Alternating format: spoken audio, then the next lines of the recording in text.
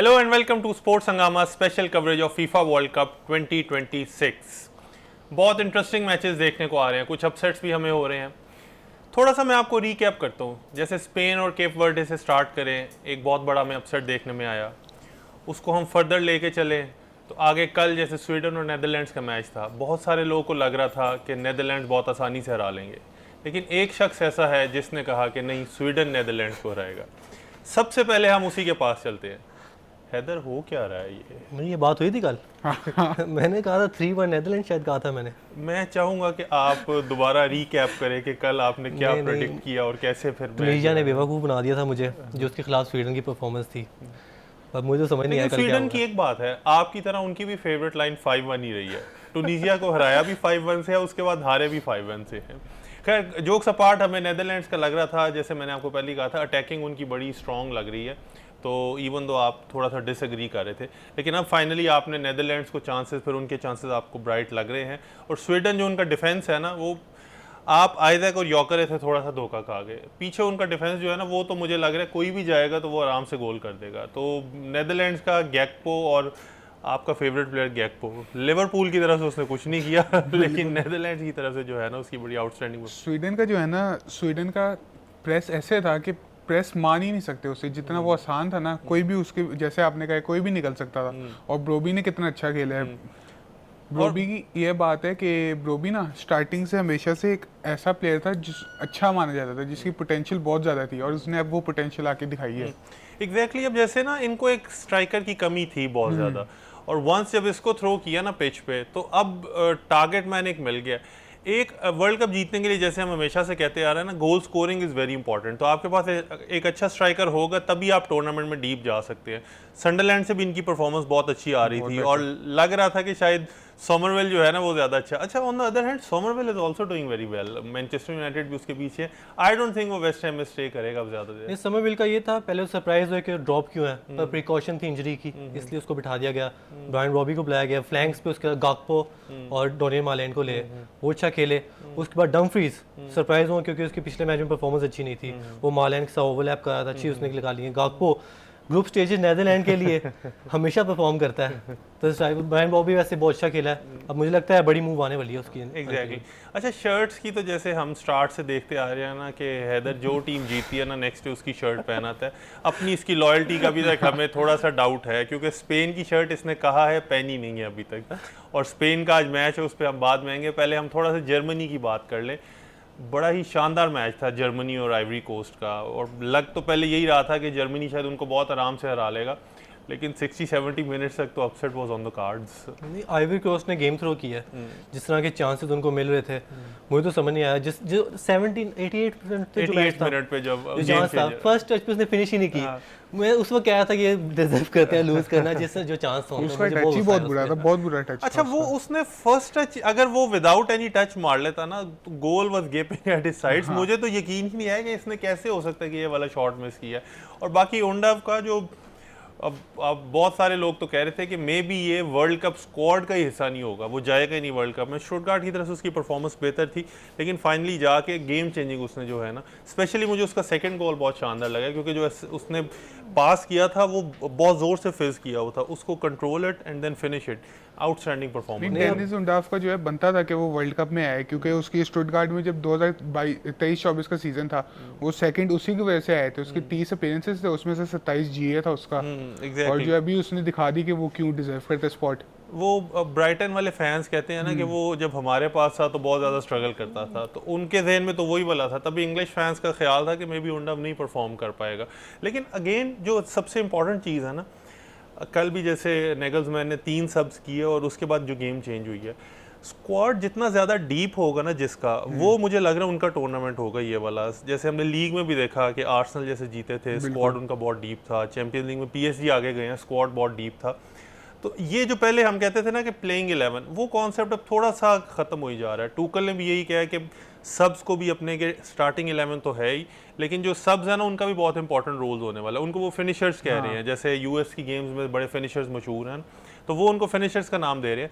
तो इसीलिए I still feel कि जो भी टीम अपने बेंच को बेहतर तरीके से यूटिलाइज करेगी ना, वो आगे चल के जो वो कर पाएगी, जैसे हमें दिखाया। बाकी आइवरी कोस्ट की बात करें, खेले नो डाउट बहुत अच्छा है, लेकिन अफ्रीकन टीम से मुझे थोड़ा सा यही गिला होता है कि वो मेन मोमेंट्स पे आके ना थोड़ा फ्रीज कर जाते हैं, जिसकी वजह से आगे उनका जाना जो है ना वो थोड़ा सा पॉसिबल वो उसमें होगा। तो आइवरी कोस्ट का लग रहा है आगे चल के कोई सरप्राइज कर सकते हैं। क्वालिफाई तो कर गए, गारंटीड है, क्योंकि एक्वाडोर 3 पॉइंट्स ले सकता है। उस हेड टू हेड पे एक्वाडोर वैसे ही अच्छा है, सेकंड पे खत्म करेगा। जर्मनी टॉप ग्रुप कर दिया, उसके बाद देखते हैं अब किसके साथ मैच होता है राउंड ऑफ 32 में उनका। पर मुझे फिर भी अभी लगता है जिस तरह विंगर्स हैं उनके, मतलब चांसेस वगैरह क्रिएट कर रहे हैं, पर फिनिशिंग में ना उनको बहुत मसला। Diomande brilliant player, no doubt chances वगैरह क्रिएट कर रहा है, पर उसको अभी भी बड़ा सीखने की जरूरत है जिस तरह चांसेस क्रिएट करने हैं।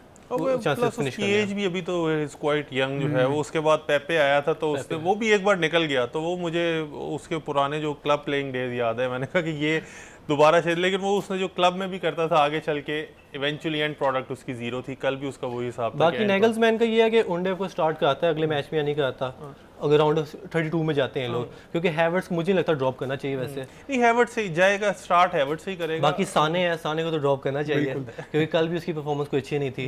बाकी 2 स्ट्राइकर्स खिला सकते हैं ये, पर ये जर्मनी का तरीका नहीं है इस तरह का। बाकी श्लॉटरबर्ग जो है वो इंजर्ड हो गया और रुडिगर उसकी जगह पे आया। पर मुझे डिफेंस पे अभी भी इतना मैं नहीं हूँ जर्मनी की, जिस तरह से ओपन स्पेसेस पे जा रहे हैं। एग्जैक्टली जिस तरह कुरासाओ ने उनको किया था ना थोड़ा सा फर्स्ट मैच के बाद, मुझे उन पे एक डाउट यही था कि जर्मनी जो है ना मे बी डिफेंसिवली इतना नहीं सॉलिड खेल पाएंगे। तो वही सेम वही मिस्टेक्स है उनकी जो आगे चल के राउंड ऑफ 16 तो क्वालिफाई क्वार्टर फाइनल तक का जाएंगे, लेकिन किसी अच्छी टीम के अगेंस्ट जाके आई डोंट थिंक ये बहुत जैसे राइट बैक और लेफ्ट बैक उनके ब्राउन और किमिक अटैकिंगली बहुत अच्छा खेल हैं, पर डिफेंसिवली भी स्ट्रगल कर रहे हैं। ब्राउन तो मुझे लग रहा था कि पहले जब ओंडव ने नहीं किया था, may be brown is the one जो कि उनको जितवा देगा या विनिंग गोल जो है ना वो ब्राउन मारेगा।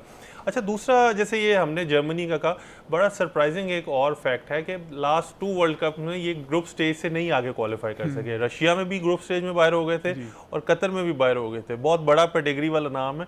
तो कल तभी कुछ लोगों ने उनकी सेलिब्रेशन, पुलिस ने कहा ना कि ये सिर्फ आगे राउंड ऑफ 32 में जाने पे इतना सेलिब्रेट क्यों कर रहे हैं। तो दैट वाज द रीजन कि वो लास्ट 2 टाइम से ग्रुप स्टेज से नहीं आगे निकल सके। और राउंड 6 के बाद पहली दफा हुआ कि अपने वर्ल्ड कप के 2 मैचेस स्टार्ट वाले पहली दफा जीते हैं। एग्जैक्टली। अच्छा, तो वो थोड़ा सा ना हमारे ज़हन में जैसे हम देखते आ रहे हैं ना कुछ बड़ी टीमें, उनका सुन के हमें लगता है वो बहुत अच्छा वो परफॉर्म करते हैं, जिसमें एक नाम इटली भी है।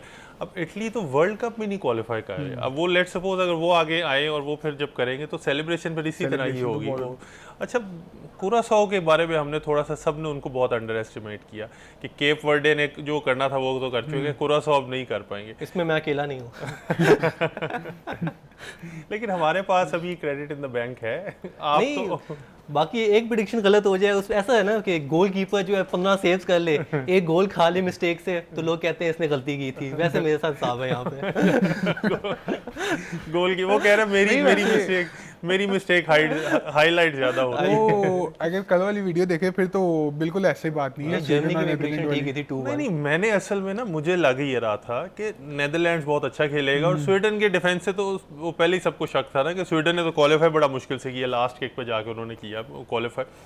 तो जिस तरह इसने कॉन्फिडेंटली गया ना, एक टाइम पे मेरा भी थोड़ा सा कॉन्फिडेंस शेक हुआ है कि ये इसकी रीज़न क्या है। लेकिन अब जो टीम्स हैं ना जो अचानक सरप्राइज है कि हमारी परफॉर्मेंस क्यों नहीं अच्छी हो पा रही, तो मैं आपको चाहूँगा कि आप एक बार हैदर से वो कोऑर्डिनेट करें।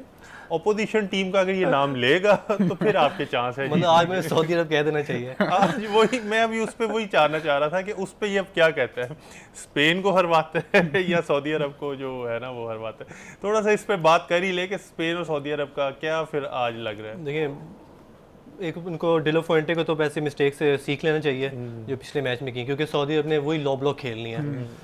तो इनको कुछ चेंजेस करने चाहिए मिडफील्ड में, जैसे फैबिनियो इसको ड्रॉप कर देना चाहिए और डैनी ओल्मो को खिलाना चाहिए। बाकी लमीन यमाल, निको विलियम्स तो स्टार्ट करेंगे। इनको ह्यूज बूस्ट है।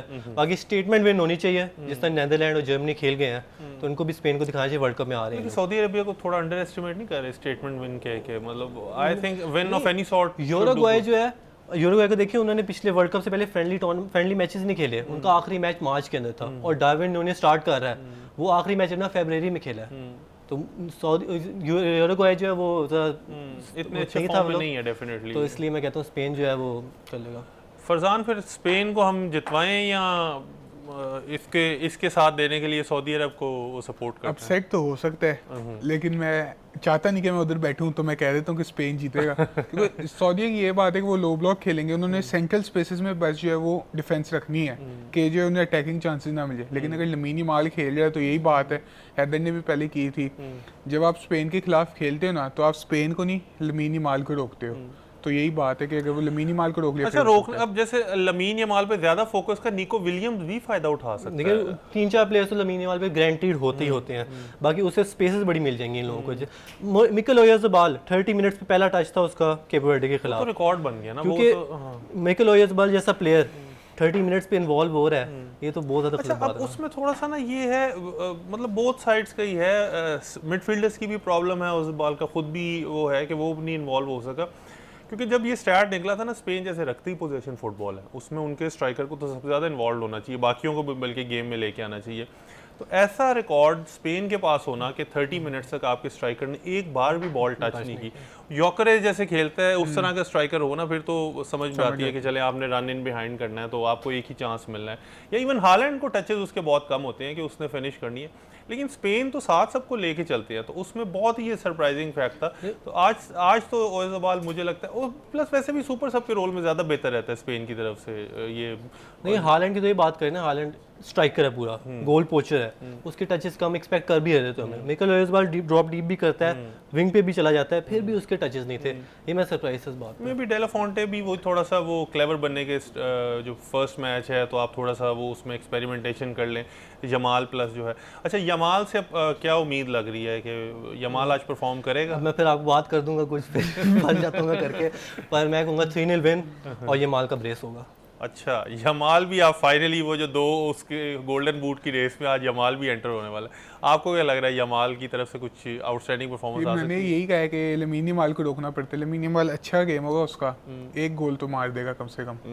अच्छा बाकी यूरुग्वे तो आई गेस वो यूरुग्वे से उम्मीद रखें कि यूरुग्वे केप वर्डे को हरा देगा कि दोबारा आज वो जीतेगा? केप वर्डे अब हर दिन तो स्टोरी नहीं चलती ना, क्या हर दिन गोल कीपर ही बचाता रहेगा आपको, क्योंकि डिफेंसिवली बहुत ज़्यादा फारग हैं वो लोग, केप वर्डे नहीं उनको बचा रहा है। बाकी वजीनिया के तो फॉलोअर बढ़ गए, कल इसके कुरासाओ के प्लेयर के क्यों नहीं बढ़े? अच्छा कुरासाओ वो ही कह रहे थे, एक तो मैच ऐसे टाइम पे था कि उसको ज़्यादा जो सर्च मिली है वो तो यूरोपियन ये है, वैसे लोगों ने वो रूम थोड़ा सा कुरासाओ का भी हम जिक्र कर लें। कुरासाओ के कल कीपर ने रिकॉर्ड ब्रेक किया है, 15 सेव्स एक मैच में, वर्ल्ड कप मैच में।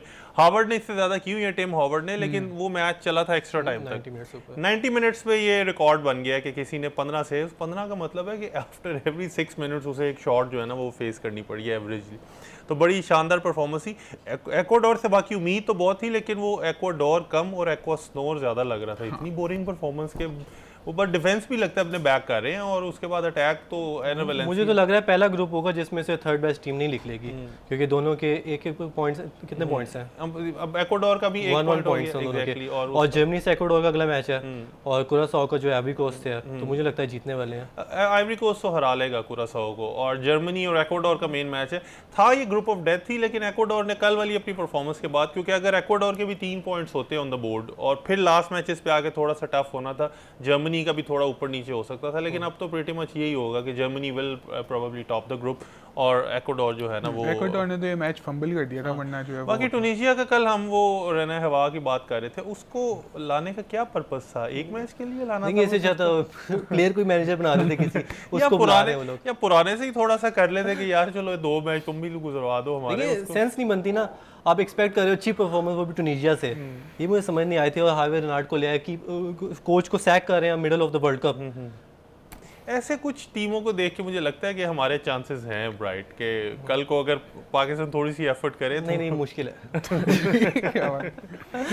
अच्छा इसने स्टार्ट से वो चलाया हुआ है ना, ज़िडान इकबाल को आने दे रहा है हमारे, ना हमारी तरफ उनको आने दे रहा है। शर्टें ये पहना था ना जब से इंटरनेशनल, तब से इसको थोड़ा सा फील होता है, तो थोड़ा सा तो यार हमें वो अपने नहीं, वैसे ये है कि अब देखो ना हमने कौन से यूरोपियन क्वालिफिकेशन से आगे जाना है, हमें तो इसी तरह का राउंड, देखिए हम एशियन प्लेऑफ्स के भी प्लेऑफ से बाहर हो जाते हैं तो हमने कैसे क्वालीफाई करना है? वो कह रहे हैं हम तो इस रेस में हैं ही नहीं। खैर ऑन द लाइटर नोट ये तो ठीक है। जापान फिर अगेन बहुत इंप्रेसिव जा रहा है, और आपको आपके डार्क हॉर्सेस वाली जो पिक है ना वो अभी तक जो आगे आती जा रही है। क्योंकि कामाडा ने भी कल गोल मारे ना वापस, और पिछले मैच में भी उसने मारा था। लेकिन दूसरा गोल है उनका हेडर से, सबसे छोटे प्लेयर्स हैं ये लोग, फिर भी हेडर से गोल कर रहे हैं। ये तो नहीं वो लीप की वजह से, वो जो अपनी लीप है ना उसमें वो अपनी उसमें बहुत ज्यादा जो है ना। बाकी हम कल नेदरलैंड की बात कर रहे थे कि कौन टॉप कर सकता है ग्रुप, पर मुझे मुश्किल लग रहा है जापान का टॉप करना ग्रुप, क्योंकि वो गोल डिफरेंस पे दोनों बराबर हैं, पर गोल स्कोर पे इस वक्त नेदरलैंड ऊपर है, और अगला मैच भी टूनिशिया के साथ है नेदरलैंड का, तो उस पे स्कोर ज्यादा ही हो सकता है। जापान स्वीडन वाला मैच इंटरेस्टिंग होगा। मतलब हम स्वीडन को इवन दो कल हार गए हैं वो बहुत अच्छी तरह, लेकिन पेडिग्री तो है, प्लेयर्स भी अच्छे हैं, तो आई गेस जो है वो स्वीडन उनको कर सकता है, जो ट्रबल कर सकता है। और योकेरेस और ईज़ैक अगर परफॉर्म कर गए तो वो 2-3 गोल्स मारने का तो उनमें पोटेंशियल है। तो आपका फिर हम सोफा ये है कि यहाँ लगवा सकते हैं अगर नहीं अभी तक देखे, अभी तक मेरा ये नहीं हुआ कि मैं जो है गलत गया हूँ। अब जब मैं सेफ गलत खेलते हो जाऊंगा ना, नहीं ये सेफ सेफ खेल रहा भाई, है, मैं मैं जाता जापान हूँ को पिक support ऐसे कर ले रहा लेता हूँ, शायद ये कर ले कुछ, वरना ये सेफ खेल रहा है। मैं लॉजिकल बात कर रहा हूँ, लॉजिकल था जब इसने कहा स्वीडन 3 गोल मारेगा नेदरलैंड को। वैसे मैं आपको याद करा दूं, आपने कल कहा था कि मेरी हॉट टेक है कुरासाओ कुछ नहीं करेगा तो आज कुरासाओ ने तो बड़ा शानदार परफॉर्म कर दिया। बात तो है। तो वो इसीलिए जी वो सही कह रहे हैं। नहीं सेफ नहीं, थोड़ा सा इसने भी आउट ऑफ द बॉक्स जाके कोशिश तो की थी। बाकी नॉर्वे को बैक किया हुआ है, वो इसकी जो अभी तक पिक ऑफ द वो हो सकती है। नॉर्वे जो है ना बहुत अच्छी फॉर्म में जा रही है। ओवरऑल अब जो टीम्स है ना वो कहते हैं ना cream rises at the top, थोड़ा थोड़ा टीमों ने आना शुरू कर दिए। अच्छा इसमें हम कोरासाओ का बार बार जिक्र कर रहे हैं, उनके कीपर को भी हमने थोड़ा सा कहा था। कोई भी टीम है ना जिसने बिल्कुल out of the ordinary perform करना हो तो उनका डिफेंस और कीपर का आउटस्टैंडिंग जाना बहुत ज़रूरी है। आपने भी जैसे भी पॉइंट आउट किया था ना, अगर कीपर अच्छी फॉर्म में नहीं है ना तो वो बड़ा मुश्किल हो जाता है। तो स्पेन का अगर उनका जैसे वो राया को नहीं खिला रहे, हॉर्न बैक कर सकता है उनको ये डिसीजन? नहीं अभी तक तो केप वर्डे के खिलाफ तो इतना उनको मसला नहीं हुआ डिफेंसिवली या कीपर का, क्योंकि सेव तो करने का चांस मिला नहीं उसको, एक सेव था उसका बस। तो अगर मिस्टेक होती है तब देखा जाएगा, पर मुझे तो लगता है राया को खिलाना चाहिए था क्योंकि फॉर्म उसकी अच्छी जा रही है। अच्छा बड़े मैचेस में ना स्पेशली जैसे अगर फ्रांस स्पेन है या इंग्लैंड स्पेन है, इसमें ना अगर क्योंकि अब इसमें 15 सेव्स वाला चांस नहीं बनता, इसमें तो वो 2-3 सेव्स ही है ना आपको जो क्रूशियल मोमेंट पे करनी है। अब जैसे आर्सेनल और मैनचेस्टर सिटी का जो फाइनल था कैराबाओ कप का, उसने कैपा को खिलाया। मैं चाह रहा था कि राया से स्टार्ट करता है, क्योंकि मुझे पता था एक तो वो फरवरी में जाता है, पहला मैच होता है वो, यानी सबसे बड़ा फाइनल होता है। तो आर्सेनल पे एक लूज़र का टैग भी लगता आ रहा था कि ये बॉटल कर देते हैं। तो मैं चाह रहा था आप सेफ खेलें, राया को खिलाएं, और उसके बाद ये है पहली ट्रॉफी अपने नाम करें, और फिर आगे चल के जो चीज़ें आसान हो जाती हैं एक बार टैग उतर जाए। आर्टेटा ने वही स्टिक टू हिज गन्स और उसने खिला लिया कैपा को। वो कैपा की एक मिस्टेक की वजह से पूरा सीज़न जो है ना वो डीरेल हो गया। तो अब इसीलिए मैं कहता हूँ बड़े मैच में कीपर का अच्छा परफॉर्म करना बहुत ज़रूरी है। उसकी कोई 1 से 2 अच्छी सेव्स और सिमिलरली 1 से 2 मिस्टेक जो है ना वो पूरा मैच जो है ना वो कर सकती है। That is why I feel कि स्पेन को थोड़ा सा आगे चल के ये प्रॉब्लम हो सकती है। और प्लस जब इतना बड़ा कीपर बेंच पे बैठा हो ना, तो ऑलरेडी अगर कोई भी कीपर मिस्टेक करता है, बार बार कैमरा उसकी तरफ पैन करता है, वो एक एडिड प्रेशर जो है ना वो क्रिएट होता रहता है। तो स्पेन का आपको लग रहा है कि जो अभी करंट कीपर है वो फिलहाल ये सब चीज़ें मैनेज कर लेगा ये वाला? डेला फुएंटे जो है अपने कॉम्बिनेशन भी जाएगा, जो उसको प्रेफर कर रहा है, उनाई सिमोन को प्रेफर कर रहा है तो खिला रहा है ना पिछले 3 साल से। वरना राया को स्टार्ट करवाया था, राया 2024 के यूरोज में भी बेंच पे था, 25 में भी बेंच पे रहा है, तो उसको मुझे लगता है। और मरेनो अगेन सुपर सब वो दोबारा आके उसी तरह परफॉर्म। लेकिन मेरी तो मिडफील्ड यही होगी कि रॉड्री, पेड्री और डेनी ओल्मो ये खेले, बाकी मिकल मरीनो जो है वो आ सकते हैं स्ट्राइकर पोजीशन पे। यमाल निको और योज़बाल। अच्छा ओयाज़बाल को खिलाऊंगा क्योंकि लमीन यमाल और निको विलियम्स आ गए हैं, उससे ओयाज़बाल बेहतर हो जाएगा। फेरन टॉरस को नहीं स्टार्ट करवा रहा, ये उसकी क्या रीजन है? फिरान का बनता भी नहीं है, बिल्कुल भी नहीं बनता। वो कह रहा है एक आधा जो है ना उसको इसी तरह बॉल बिठा के ना उधर बिठा दे और वो इसी तरह जो वो करे। अच्छा बाकी बेल्जियम वाले मैच पे आते हैं कि बेल्जियम और ईरान का भी मैच है। तो ये ईरान की डिफेंसिवली तो न्यूजीलैंड जिस तरह 2 गोल मारे हैं और न्यूजीलैंड स्ट्रगल करता है गोल्स करने में, तो ईरान मुझे डिफेंसिवली अच्छी नहीं लग रही इस वक्त। ऊपर से लुकाकू स्टार्ट करेगा, और क्योंकि ये एशियन टीम जो है ना ये फिजिकली फिजिकलिटी में कम होती हैं, अच्छी नहीं खेल पाती। लुकाकू जिस तरह जो उसने पहला गोल मारा इजिप्ट के खिलाफ, ओन गोल था पर बनाया उसने ही था, तो मुझे लगता है लुकाकू तंग करेगा उनको। ऊपर से पीछे डी ब्रुयने उनके पास है, डोकू लेफ्ट विंग पे, ये तंग कर सकते हैं, तो मैं बेल्जियम को बैक करूँ। Belgium is also one of the team जिससे एक्सपेक्टेशंस हमेशा बहुत ज़्यादा होती हैं, लेकिन वो हमेशा अंडर परफॉर्म करती हैं। फाइनली ये टैग उतर पाएगा उनसे जो अंडर परफॉर्मिंग वाला? मेरे ख्याल से इस साल वो बेहतर करेंगे, जो है कम से कम वो राउंड ऑफ 16 में जाएंगे। ये बेहतर होता है राउंड ऑफ 16। राउंड ऑफ 16 तो बेल्जियम कम के से लिए, कम मैंने कहा है कि अभी बेल्जियम के वो लिए तो फिर मिनिमम मैचेस पे पता चलेगा सेमीफाइनल अगर वो जाते हैं ना, वो थोड़ा एक्सेप्टेबल होना चाहिए, the kind of squad which they have. तो मुझे लगता है प्रेशर इतना बेल्जियम पे होगा नहीं इस बार इतना, क्योंकि लोग एक्सपेक्ट नहीं कर रहे इनसे इतना, वरना गोल्डन जनरेशन का टैग लगा होता उन पे कि परफॉर्मेंस दें, ये दें, पर इस बार मुझे लगता है बेल्जियम पे इतना प्रेशर नहीं है फैंस का कि वो कोई भी किसी से पूछ लें आप फेवरेट्स कौन होगा, डार्क हॉर्स कौन होगा, बेल्जियम वो रेकनिंग में नहीं है, बेल्जियम का नाम ही नहीं है, वो तो बेल्जियम उन पे इतना उस तरह का प्रेशर नहीं है। बट आज के मैच में आई गेस ईरान को ओवरपावर कर लेंगे वो 2-1 बेल्जियम। अच्छा, और मेरी आपको? भी सेम प्रेडिक्शन है, 2 गोल लुकाकू मारेगा। अच्छा, लुकाकू भी, वो 2 गोल वाला बड़ा इंपॉर्टेंट फैक्टर है, क्योंकि 2 गोल में बहुत ज़्यादा लोग जो है ना वो 2 गोल वाली लाइन जो वो बढ़ती जा रही है। तो व्यूअर्स, ये थी हमारी आज की डिस्कशन। कल सेम टाइम आपसे मुलाकात होगी स्पोर्ट्स हंगामा में, हमारे साथ रहिएगा।